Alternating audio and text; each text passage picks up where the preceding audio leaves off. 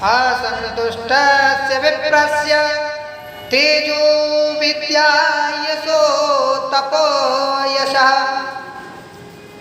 स्रवन्तीन्द्रियं लोल्येन ज्ञानं चैवावकीर्यते।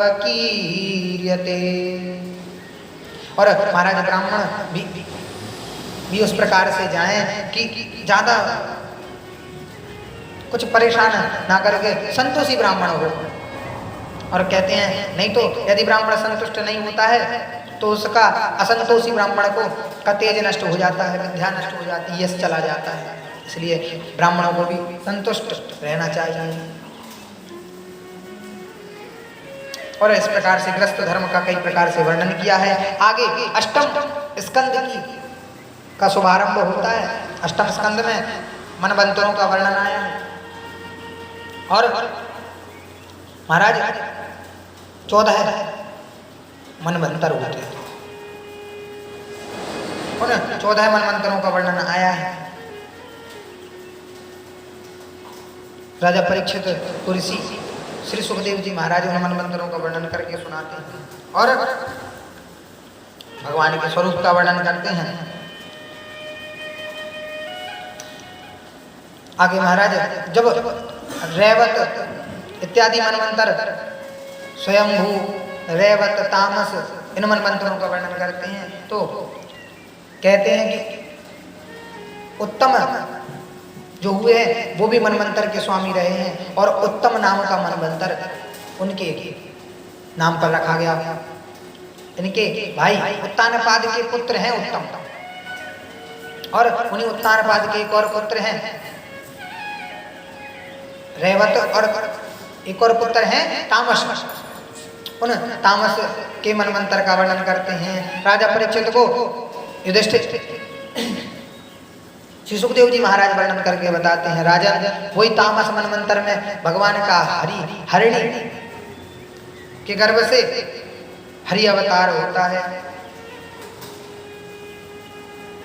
तो उसमें वो गजेंद्र का उद्धार करते हैं, ग्राह का उद्धार करते हैं। इस जब ये कथा परीक्षित ने पूछा कि भगवान इस कथा को मैं विस्तार से सुनना चाहता हूँ, तो आगे सुखदेव जी वर्णन करके सुनाते हैं।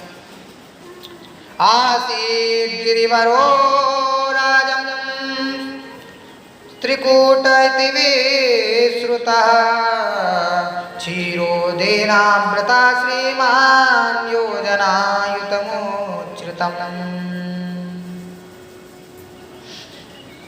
महाराज क्षीर सागर से घिरा हुआ एक बड़ा सरोवर है, एक त्रिकूट पर्वत है। त्रिकूट नाम का पर्वत क्षीर सागर के समीप है, उससे घिरा हुआ है। उस पर्वत की ऊंचाई 10,000 योजन है। उसके लंबे लंबे 3 शिखर हैं, जिनमें प्रथम शिखर में चांदी, लोहा और स्वर्ण इत्यादि मणा हुआ है। वहां पर महाराज विहार करने के लिए सिद्ध, चारण, गंधर्व, अप्सराएं, देवता, किन्नर, नाग इत्यादि सब आते हैं। वहां पर महाराज बड़ा ही सुंदर एक तालाब है।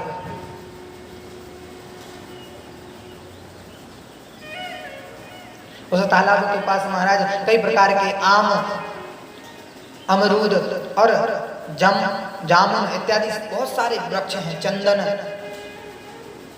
कदम्ब आदि आदि के वृक्ष हैं, बड़े विशाल विशाल वृक्ष हैं। और वहीं पर बीच में एक सरोवर है। वहीं पर एक हाथी रहता है, जो ऐरावत कुल का हाथी है महाराज, बड़ा ही विशाल शरीर वाला। और वहां से महाराज जल के गिरने की बड़ी कल कल करती हुई ध्वनि आती है। महाराज पक्षी चहकते हैं, बड़ा प्यारा वहां का सुरम्य वातावरण है। शीतल, मंद, सुगंध, त्रिविध तीनों प्रकार की वहां पर वायु चल रही है। बड़ा ही बहुत अच्छा मौसम है। और वहीं पर पास में जंगल है जिसमें वो हाथी रहता है। गर्मी के कारण जब गर्मी अधिक बढ़ती है, तापमान इस धरती का अधिक बढ़ता है, तो हाथियों के सिर में गर्मी सहन नहीं होती। हाथी उस गर्मी के कारण बाबरे हो जाते हैं, पागल टाइप हो जाते हैं, पागल के जैसे। और वो भी गजराज का भी आज मन हुआ है कि मैं पासी के तालाब में जाकर बढ़िया स्नान करूं, क्योंकि अब गर्मी सहन नहीं हुई। और महाराज वो गजराज अपनी पत्नी, भाई, मित्र सब और संग वाले हाथियों को साथ में लेकर सबको इकट्ठा करके उस तालाब के समीप पहुंचता है। और महाराज खूब वो लोग जल में कीड़ा करते हैं। जब वहां पर पहुंचते हैं तो वो हाथी अपनी सूंड में जल भरकर पहले खुद के ऊपर खुद स्नान करता है, और वो जो कीचड़ जो जल है उसको अपनी सूंड में भर के और हथनियों के ऊपर डालता है, खूब उछालता है महाराज अपने मित्रों के ऊपर, और खूब काफी देर तक वो खूब आनंद करते हैं। और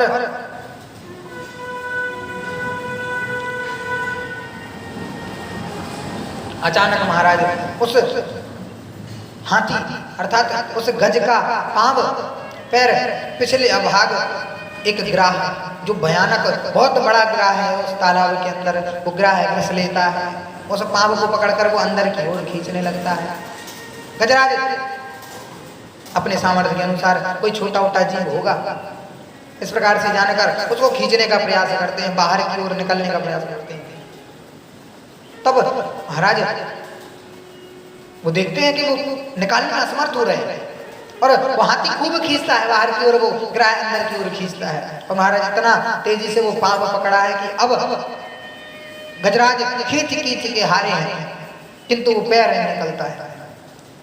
अब पत्नियों से भी सहायता मांगते हैं, कोई सूंड, कोई पूंछ, कोई पैर आगे के पकड़ के उनको खींचता है, लेकिन कोई भी उसको बाहर नहीं निकाल पाते।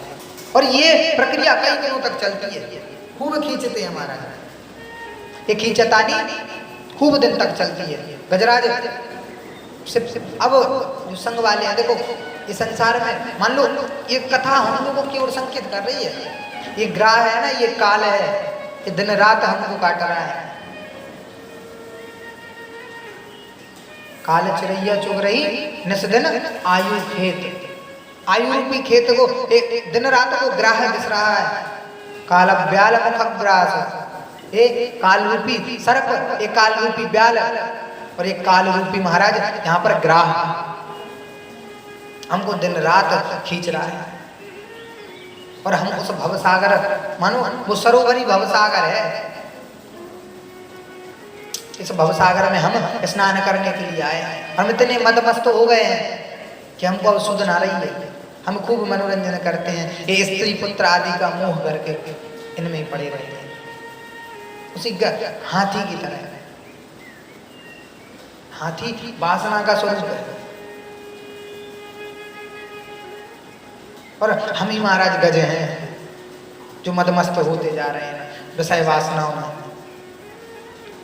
एक समय एक ग्रह हमको खींचता है और हम हार मान लेते हैं। अब तो परिवार वाले भी साथ छोड़ देते हैं महाराज, धीरे धीरे करके। जब नी के दिन रहते हैं ना तब लोग पास रहते हैं, फिर जब दिन खराब आते हैं ना तो सब दूर हो जाते हैं संसार के लोग, और धीरे धीरे उसकी पत्नियां भी चली जाती हैं। कुछ मित्र रुकते हैं, फिर वो मित्र भी चले जाते हैं, जब हार मान जाते हैं। अब हाथी के पास कोई न रहा, अब कोई नहीं रहता है। अब हाथी अपना पूरा प्रयास करके थक चुका है, तब वो भगवान को पुकारता है। देखिए जब महाराज हमारा कोई नहीं रहता है, उस समय केवल नारायण होते हैं, उस समय केवल भगवान हमारे सहयोग में, हमारे काम में आते हैं।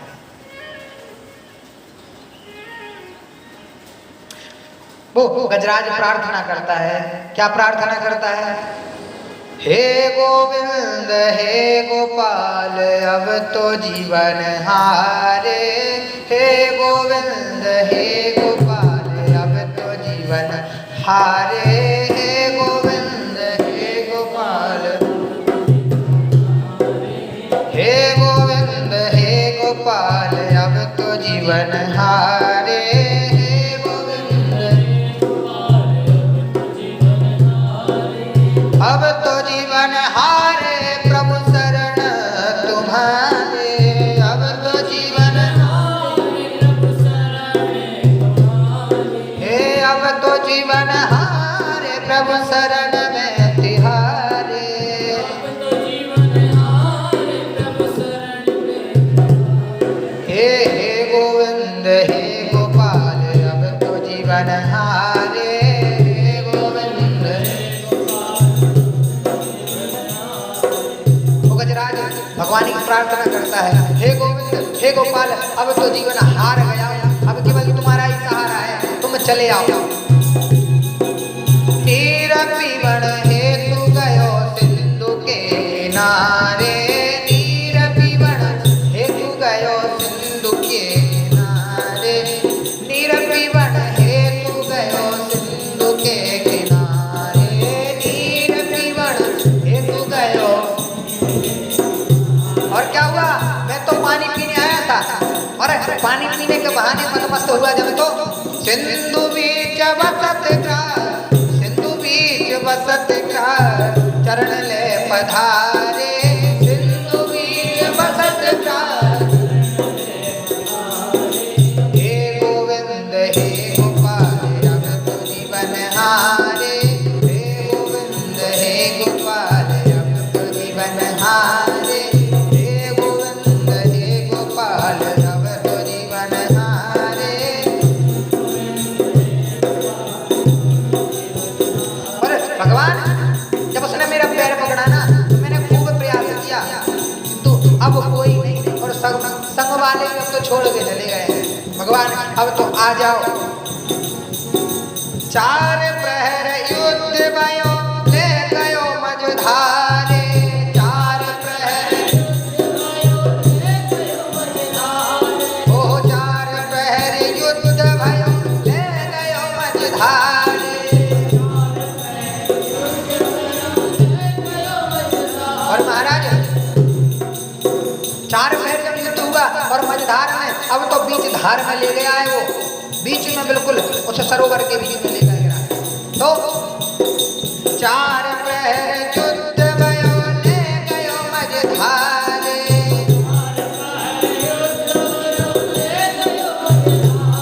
हे नाक कान डूबन लागे कृष्ण को पुकारे, नाक कान डूबन लागे कृष्ण को पुकारे, नाक कान डूबन लागे कृष्ण को पुकारे।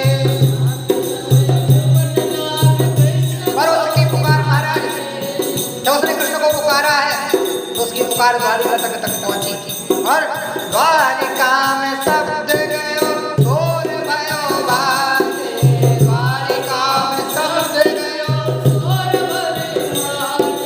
शंख चक्र गदा पर, शंख चक्र गदा पर गरुड़ ले सिधारे, हे गोविंद हे गोपाल अब तो जीवन हारे, हे गोविंद हे गोपाल अब तो जीवन हारे, हे गोविंद हे गोपाल अब तो जीवन हारे। सूर कहे श्याम सुनो शरण है तिहारे, सूर कहे सुनो श्याम शरण है तिहारे। अब की बेर पार करो नंद के दुलारे, अब की बेर पार करो, अब की बेर पार करो नंद के दुलारे।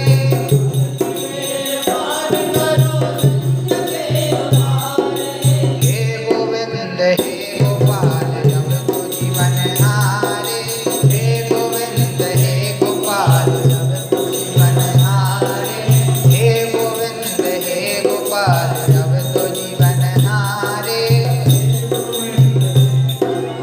अब तो जीवन हारे। हे गोविंद हे गोपाल अब तो जीवन हारे।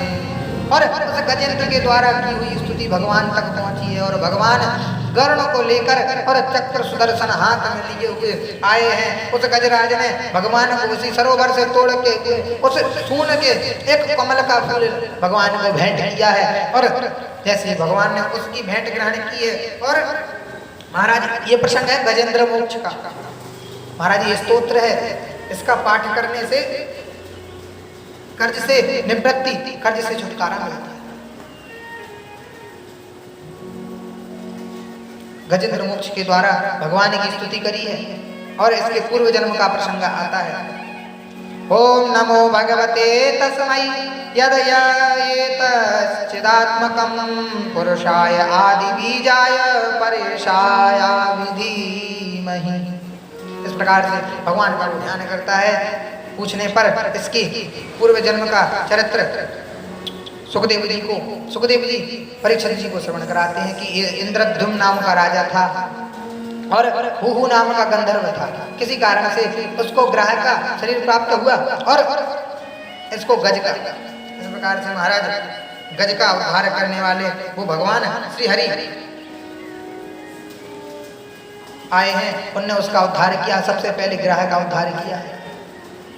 देखिए महाराज, मानो ये कथा को संकेत दे रही है कि जिस प्रकार से मैंने कल बताया था, दासानुदासो भवितास्मि भूय।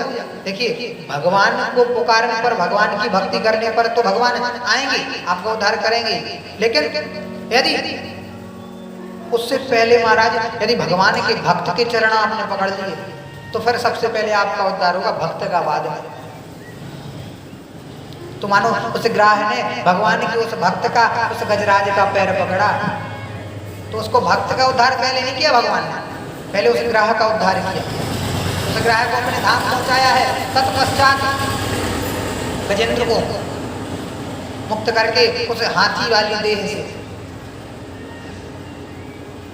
मुक्त करके भगवान ने अपने परम धाम में पहुंचाया है। और आगे महाराज देखते हैं कि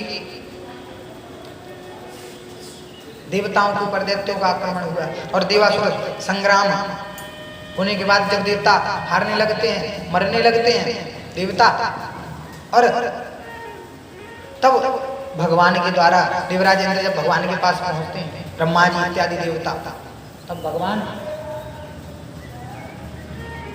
उनको समुद्र का मंथन करने के लिए सूचित करते हैं।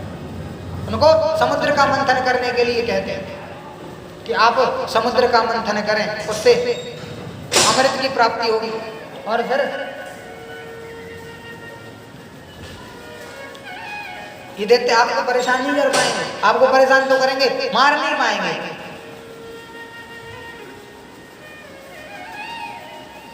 महाराज फिर समुद्र मंथन के लिए देवताओं और दानवों में संधि हुई है।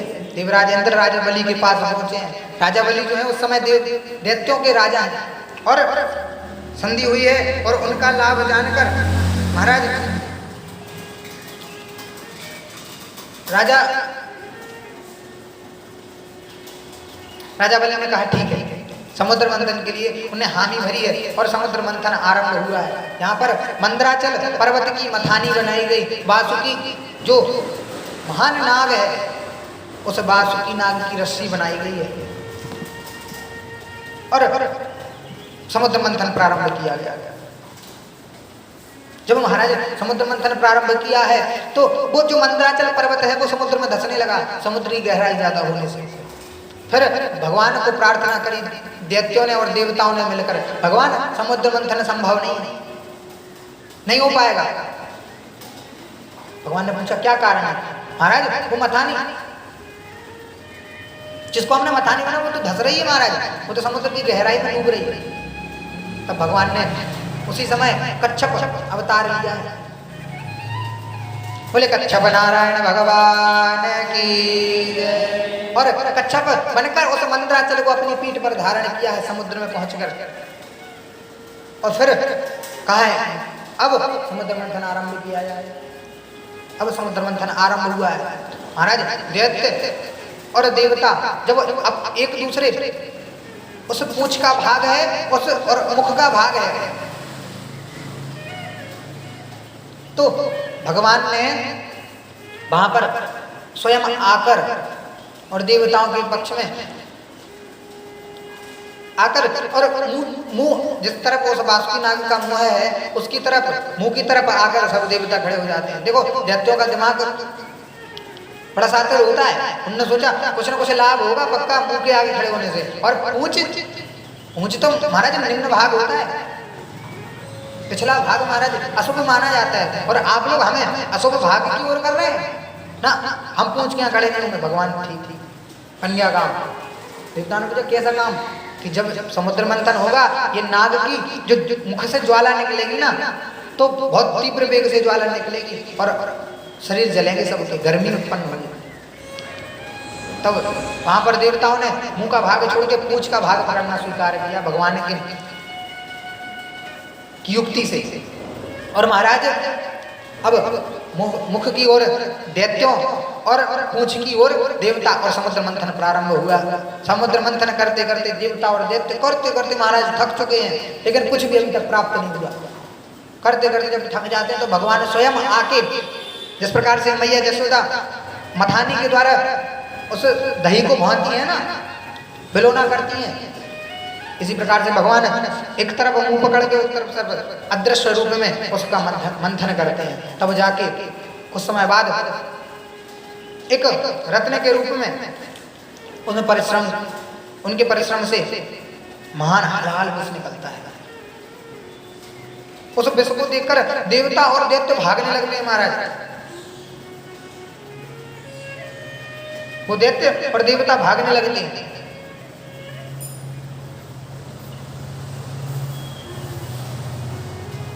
तब भगवान उनको रोकते हैं और उस विष के लिए आज्ञा दे देते हैं कि जाओ बाबा भोलेनाथ के पास जाओ।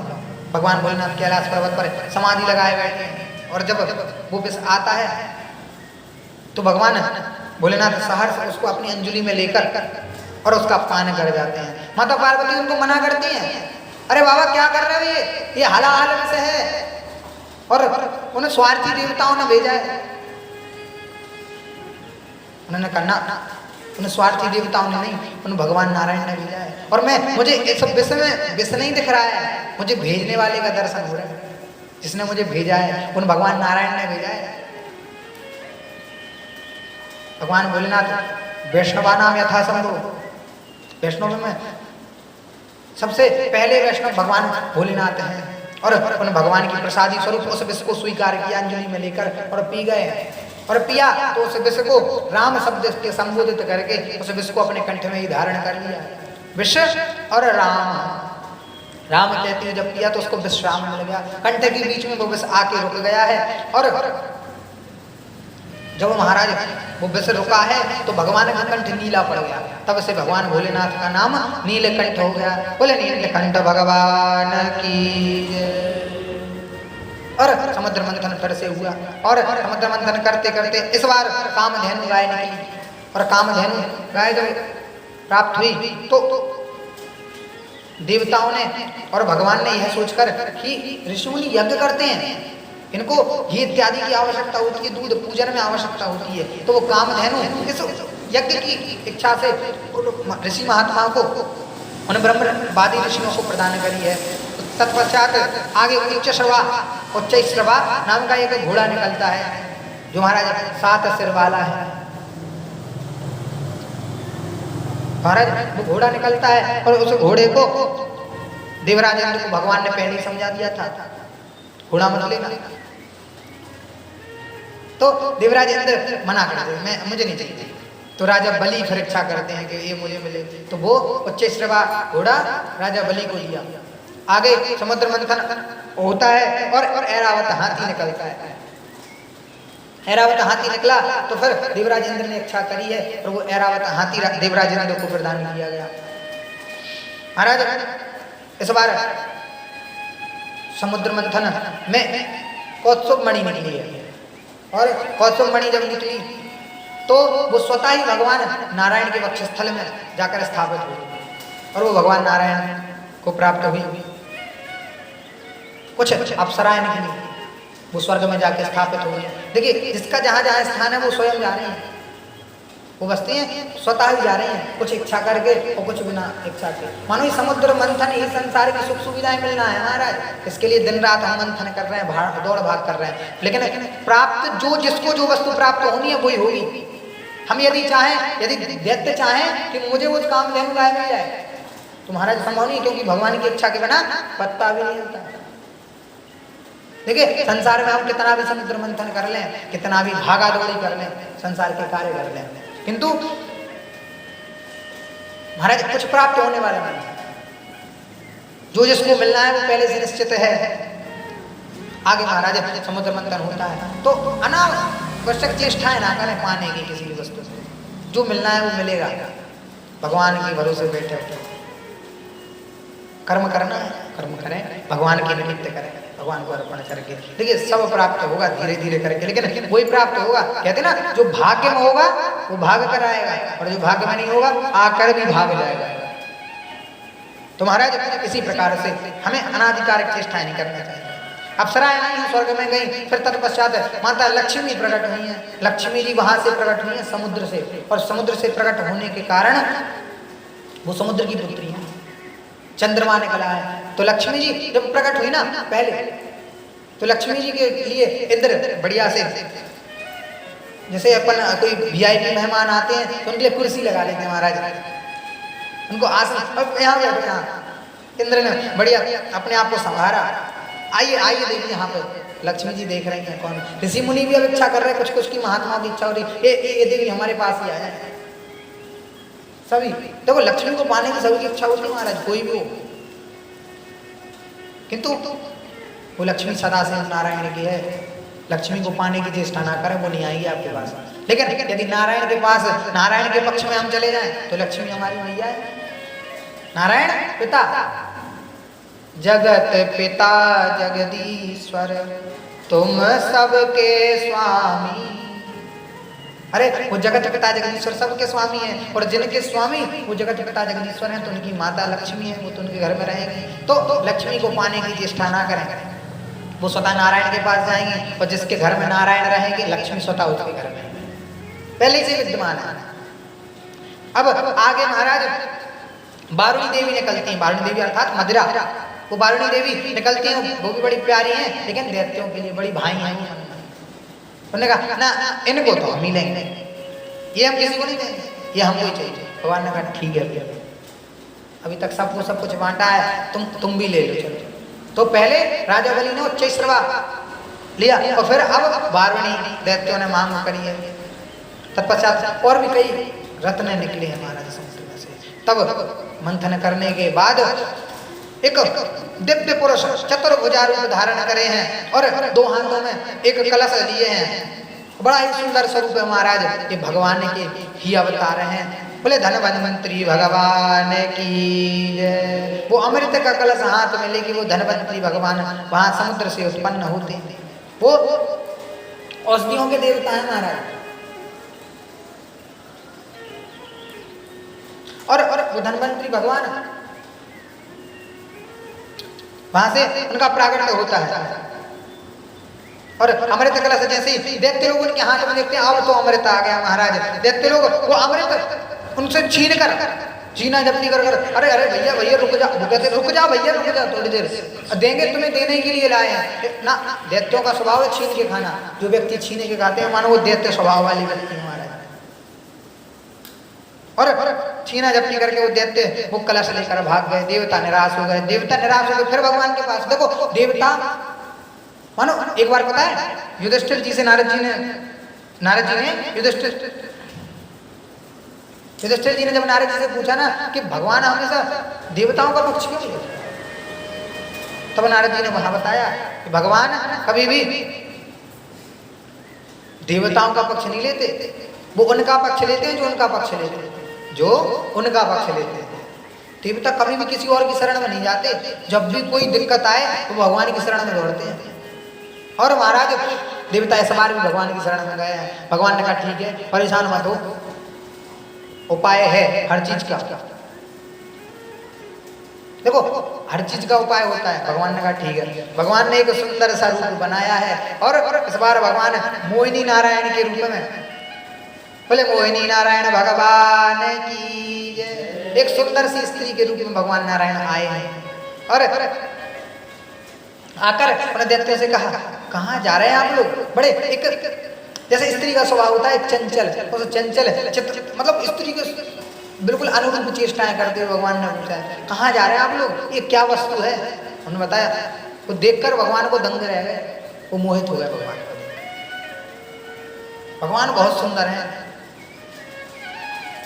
मोहिनी अर्थात जो सबको मोहित कर ले। भगवान की माया ही है, भगवान की माया भी मोहिनी है, ये सबको मोहित करती है। भगवान ने मोहिनी रूप धारण किया है, दैत्यों से कहा है कि यदि आपकी इच्छा हो तो हम आपको कुछ नृत्य वगैरह करें। अरे देवी बिल्कुल, हम तो यही चाहते आप कुछ नृत्य वगैरह करें तो बढ़िया मनोरंजन से हम, और अमृत तो वहाँ आज हाथ में आ ही गया है। अरे खूब आप नृत्य करो और अमृत का पान करेंगे भगवान से। और फिर पता दैत्यों के मन में अचानक ये बात आती है कि क्यों ना ऐसा करो देवी, आप भी हमें अमृत पिला दो अपने कोमल कोमल हाथों से। और जब भगवान कहते हैं ना ना ना नहीं, आप पियो, आप हम क्या पिलाएं आपको, नहीं नहीं अगर आप बुरा ना माने तो आप पिला दें। देखिए दैत्यों का स्वभाव है ये दैत्यों का स्वभाव है हमारा, स्त्रियों को देख के। तब भगवान कहते हैं देखो वैसे आपका और हमारा परिचय हुआ नहीं, और आप बताए ऐसे किसी स्त्री को देखकर ऐसे आपको किसी भी अपनी अनमोल चीजों को नहीं सौंपना चाहिए, और भ्रमण करने वाली स्त्री का भरोसा नहीं करना चाहिए। देखो भगवान बता रहे हैं कि तुमको ऐसे अचानक किसी स्त्री का भरोसा नहीं करना चाहिए, ये सबके लिए है। नारी विष्णु माया प्रकट, एक कब महाराज आपको पतित कर दें, भरोसा नहीं है। दीप सखासम जुबति तन मन जनि होश पतंग, ये पतंगा हो जाता है मन। तो महाराज जब दैत्यों से कहा है, लेकिन दैत्यों तो वो माने नहीं। अरे तुम इतना और कह रही हो, फिर तो कहना क्या, पक्का फिर तो तुम पे भरोसा कर लिया जाएगा। और भरोसा करके महाराज अमृत का कलश दिया है। भगवान ने वो कहा है कि देखो अब देखो तुम आप लोग बहुत अच्छे हो, मुझे पता है। जब अच्छा कहा तो, जब बुरे से अच्छा कह दो महाराज बहुत खुश होता है। अंदर से तो बुरा है लेकिन अच्छा कह दिया तो बड़ा, आप लोग बहुत अच्छे हैं, ऐसा करो। अब ये बेचारे देवता हैं, इनको भी थोड़ा सा दे दोगे क्या? अरे आप कह रही हो तो फिर तो, अगर आप कह रही हो तो दे दें, कोई बात नहीं। दो पंक्तियों में ऐसे ऐसे करके दो पंक्तियां लगाते हैं महाराज, और एक तरफ देवता एक तरफ दैत्य बैठे जाते हैं। और वो मोहिनी भगवान है, उनको बढ़िया से नृत्य के साथ संगीतमय वो अमृत का पान कराने के लिए तैयार है। भगवान करते हैं, देखिए जो भगवान का उसके भले के लिए भगवान किसी भी रूप में आ जाते हैं। आज स्त्री का रूप धारण कर लिया भगवान, और भगवान ने देवताओं को अमृत पिलाया है। दैत्यों ने कहा है आप जैसा उचित समझे। अब तो देखो दैत्यों का मन मुझे ऊपर भाग गया है, अब तो उनको बहुत अच्छी लग रहा है वो भगवान, मेरे तो आप जैसा चाहें। तो भगवान ने वो अमृत का कलश कई प्रकार की क्रीड़ा करते हुए देवताओं को पिलाया, और भगवान इनको वारुणी और इनको अमृत पिलाते हैं। पता है कुछ महापुरुष ये भी बताते हैं कि भगवान ने जैसे टॉस करते हैं ना कोई गेम के पहले, कोई खेल के पहले, तो भगवान ने कहा देखो हम पहले उसको ही अमृत पिलाएंगे जो अपना हाथ सीधा रख के और भोजन करके दिखाए, मुंह में ग्रास लेके दिखाए। अब देखते महाराज सभी प्रकार से परेशान हो जाते हैं ऐसे ऐसे कर करके, किंतु महाराज ग्रास वो खिला नहीं पाते एक दूसरे को, ये दैत्यों की बुद्धि है। लेकिन यही बात देवताओं के सामने जब ये परीक्षा रखी तो देवता क्या करते हैं महाराज, एक एक हाथ की जैसे कोरोना में दूरी करवाते ना, 2 गज दूरी मास्क से जरूरी, ऐसे 2 गज की दूरी करके महाराज देवता आमने सामने बैठे हैं, और महाराज वो सामने वाले को खिलाते हैं सीधा हाथ, महाराज हाथ भी टेढ़ा नहीं हुआ, और वो ग्रास उनको देते हैं और वो सामने वाले देवताओं को ग्रास देते हैं। इस प्रकार से भगवान ने देखा तो क्लियर कर दिया सबके सामने, ठीक ठीक पहले देवताओं को खिलाया और देवताओं से पिलाना प्रारंभ किया है। दैत्यों ने भी कहा ठीक है, हाँ भैया हो जाने दो, पहले मिलेगा तो ही, बाद में मिले चाहे पहले। अब अमृत पीना प्रारंभ हो गया। भगवान इनको वारुणी पिलाते हैं, इनको अमृत। देखो दैत्यों को अमृत क्यों नहीं पिलाते, कहते महाराज जिसको जो वस्तु उचित है ना उसी को ही देना चाहिए, हर किसी को ऐसे कोई वस्तु नहीं दे दी जाती। महाराज अभी अमृत नहीं पिया दैत्यों ने तो देवताओं को हरा दिया, और अमृत और पी लेंगे फिर तो महाराज देवता रहेंगे नहीं, केवल सारे संसार में दैत्य दैत्य। देवताओं को अमृत पिलाया है। एक दैत्य देखता है, उसका नाम है स्वरभानु, वो देखता है कि कुछ गड़बड़ है, ये स्त्री कुछ गड़बड़ कर रही है, ये देवताओं को अमृत पिलाती है और हमारी तरफ बदल जाता है कुछ, एक कलश में परिवर्तन कैसे हो रहा है। और दैत्य ध्यान नहीं देते, वो अपना दिमाग चला के वो देवताओं की पंक्ति में एक सुंदर सा देवता बन के वेश बदलने वाले होते हैं। वो आया है, देवताओं की पंक्ति में बैठा है, और देवताओं की पंक्ति में बैठने के बाद उसने भी याचना की। भगवान जान गए, प्रभु जाना तो सब विनय जनाए, सब जानते हैं, उसके मन की बात भी जान गए कि भाई तू पी ले, चला जा। भगवान ने पिला दिया। चंद्रमा इस तरफ सूर्य, दोनों देवता बैठे थे। दोनों ने भगवान से शिकायत करी, अरे भगवान ये दैत्य है, ये देवता नहीं है। भगवान ने कहा सब जानते हैं, मत बताओ। और जब उसने देखा, अरे इनको कैसे पता चल गया, उन्होंने देख लिया तो वैसे बदल गए। और उसने महाराज अमृत पी लिया। अब तो महाराज अमृत पीने के बाद नियम है अमृत का, अमर हो जाता कोई भी व्यक्ति हो। महाराज भगवान ने तुरंत चतुर्भुज रूप धारण किया है और सुदर्शन को निकाले उसके सिर और धड़ को अलग अलग कर दिया। महाराज जब वो दो भागों में, एक तो वो देवता बन गया, देवताओं की पंक्ति में शामिल हो, दूसरी बात अमृत पी लिया, अमर हो गया, तीसरी बात अब भगवान ने अलग दो दो कर दिया उसको, तो सिर और धड़ अलग अलग हो गया। तो महाराज ये इनको नवग्रह में स्थान दिया है, राहु और केतु के रूप में, उस स्वर भानु नाम के दैत्य को। और आज वो राहु केतु के रूप में सबकी कुंडलियों में विराजमान है। इस प्रकार से महाराज अमृत का वितरण होता है। आगे जाके महाराज देवासुर संग्राम होता है।